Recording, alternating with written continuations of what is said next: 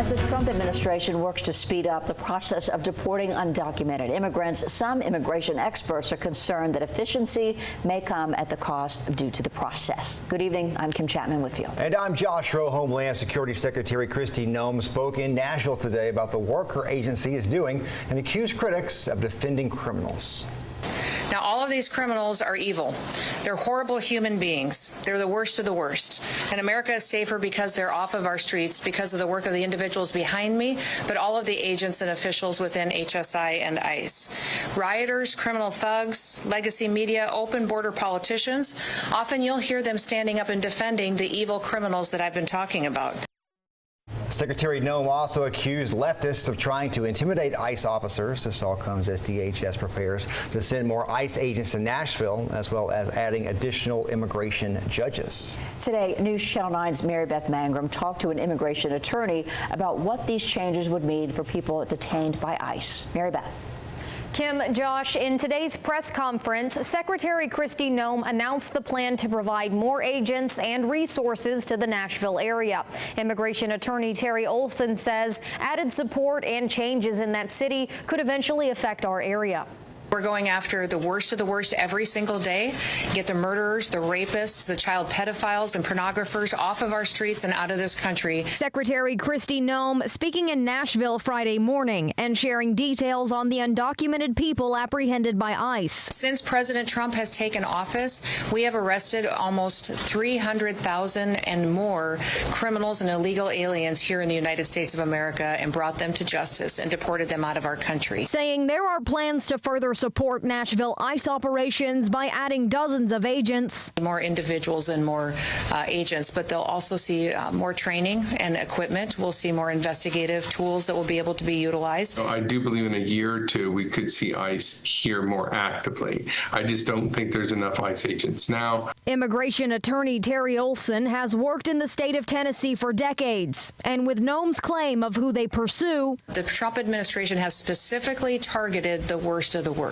Olson can't agree. The majority of people who have been arrested and also detained are individuals who have ongoing immigration matters. They have either court matters or they have either TPS or asylum matters. They're not individuals who have actual criminal issues. Secretary Noem also says more immigration judges could soon be presiding. Many times we have individuals who wait a long time to get through the immigration process, and that is one of the reasons that people point to while people get anxious to come into our country illegally is because it takes so long to do it the right way. But Olson says he worries that with more judges, then there'll be a need to find more people, not actual people who should be removed, just more people to feed the system. Secretary Noem also says that ICE agents are now facing an 830% increase in violence against them and their families. Kim? Mary Beth, thank you. Secretary Noem also discussed Kilmar Abrego Garcia's case in Nashville today. She claimed the media has misrepresented Abrego Garcia, saying he is an MS-13 member and a human trafficker. Abrego Garcia is currently facing human smuggling charges in Nashville, but he's not facing any gang-related charges. Sheriff's offices will be required to help. It's part of a new law that forces counties to participate in an ICE program, assisting in jails, on task forces, and a whole lot more. But right now, only about a third of Texas counties are signed on. The News 4 I-Team's Jordan Elder is investigating why that is and why that number could soon grow. ICE is pushing for this program because it allows them to delegate some immigration duties all the way down to local officers. We went through the federal documents to show you which Texas counties are and are not on board. Walk around this way. An abandoned ranch right along Highway 90 in Terrell County. They'd been using this area for quite a while. Dozens of backpacks stashed here as migrants finished one journey and started another. No telling how many hundreds, if not thousands of people came through this area to get picked up along the highway. Sheriff Thaddeus Cleveland says discoveries like this are part of the reason why Terrell County was quick to join the 287G program through Immigration and Customs Enforcement. I see it as an extra tool in the tool belt. The program lets law enforcement agencies get in on immigration enforcement action. They can mix and match between three models: enforcement power in routine work or an ICE-led task force, serving and executing administrative warrants on migrants in local custody, and identifying and processing people eligible for removal who are already in their jails. Sheriff Cleveland says that's likely the easiest option for counties to sign up for. So they'll spend their time here and then they'll transfer over into ICE custody? Yes, ma'am. It'll allow us to identify them and then either turn them over to Border Patrol or ICE once they've served their time. About a third of all Texas counties have signed on to at least one model. But on the border, where sheriffs are arguably more likely to run into illegal aliens, Terrell is one of only 2 counties with a 287G agreement. They don't have to put the man hours into 287G. They can just call them and they'll be at their jail anytime they need them. Clint McDonald leads the Texas Border Sheriff's Coalition. He says just because these counties aren't signed up, it doesn't mean they're not working with ICE. Many of them just don't have the manpower to send deputies to training and then take them off the streets to work with ICE. But some of the trainings have now moved online. They've made it a lot easier for the counties.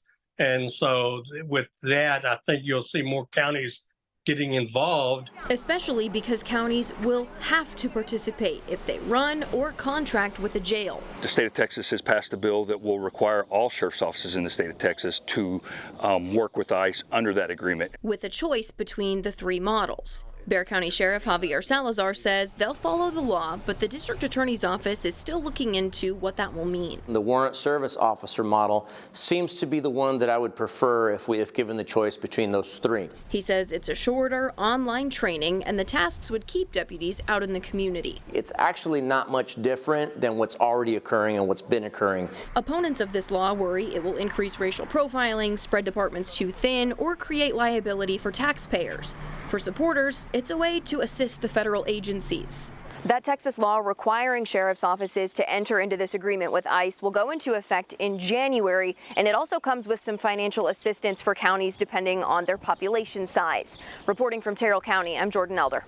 And we do have this interactive map for you on our website right now. You can take a look around Texas and see which departments have already signed on for this program and which model that they're signed up for. We begin tonight with a vigil in Las Vegas for 57-year-old Jaime Alanis, who died a week ago following an ICE raid at a pot farm in Southern California. News 3's Jane Davenport is joining us in studio with more on the vigil and the reason this group is speaking out. Jane. Steve, Jaime Alanis fell 30 feet from a greenhouse roof during an ICE raid. He died the following day. The Department of Homeland Security says it was executing criminal search warrants, adding that Alanis was never in customs or ICE custody. But the people in the Las Vegas Party for Socialism and Liberation says that shouldn't matter. His death is directly caused by ICE's presence on the farm. Matthew Becerra's grandparents are Mexican immigrants. He says he felt a mix of emotions when he heard the news about Alanis. Almost feeling like a little too familiar right now.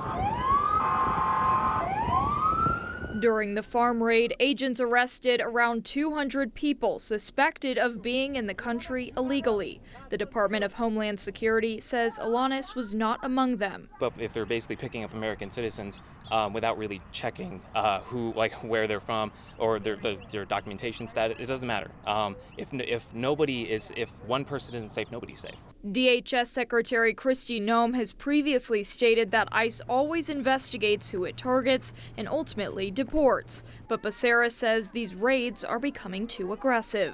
It's frankly disgusting and abhorrently racist. But politicians say it's not just the migrants facing aggression. In a post on X, Secretary Noem says ICE agents are now facing an 830% increase in assault against them. But groups like Las Vegas PLS say they're here to spread awareness, not violence. We are coming at this from a place of love. We love our community, we love our family members, and we want to make sure that we all want to stay safe in this these turbulent times. Now, the Trump administration is currently averaging more than 14,000 deportations per month. Next week, the Las Vegas PSL says they're hosting a protest in front of the Henderson County Detention Center. Steve?